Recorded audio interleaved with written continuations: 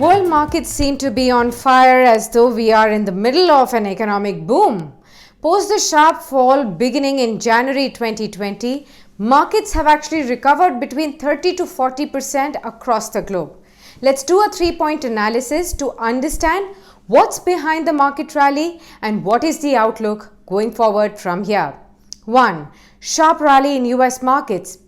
Well, reports say that the US market has actually seen the best 50-day rally in its history with a 37.7% return during this period. A report by US-based LPL Financial has looked at the largest 50-day rallies in the country and found that stocks were higher 100% of the time 6 and 12 months later. The average 6-month return was 10.2%, while the average 1-year return was 17.3% after the sharp rally. The rally in the US market has actually rubbed off on all the major markets across the globe, despite complete pandemonium in almost all economies. The US, in fact, is the one suffering the most, with record levels of unemployment, unrest, protest, riots and looting, record COVID-19 cases and deaths, trade and financial confrontation with China, and also a deteriorating economy.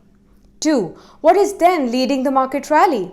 Well, the worst possible news flow right now is being discounted by the market as though it was just a non-event. The thing working in favor of the US market is the unprecedented level of stimulus and the reopening of the economy. Joining the US are other major central banks who have opened their taps to revive their economies as well. The European Central Bank, for example, has announced a bigger than anticipated increase to its emergency bond buying program. The ECB decided to expand its bond purchases by 600 billion euros to 1.35 trillion euros and extended their duration until at least the end of June 2021. Flush with an unparalleled level of liquidity, world markets are expecting a V-shaped recovery as was seen during the financial meltdown.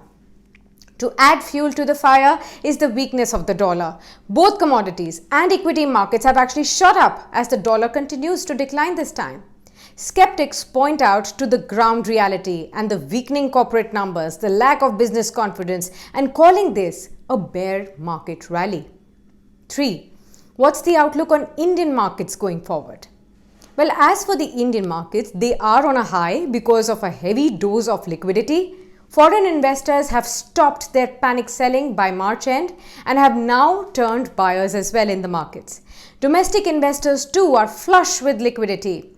Reliance Industries closed its record rights issue with an oversubscription of 1.59 times, raising nearly 80,000 crore rupees when it was just seeking to raise about 53,000 crore rupees.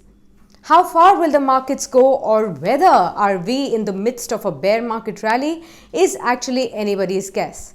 As long as the Federal Reserve decides to continue to pump in liquidity, markets will continue to do well, though with intermediate sharp corrections as well.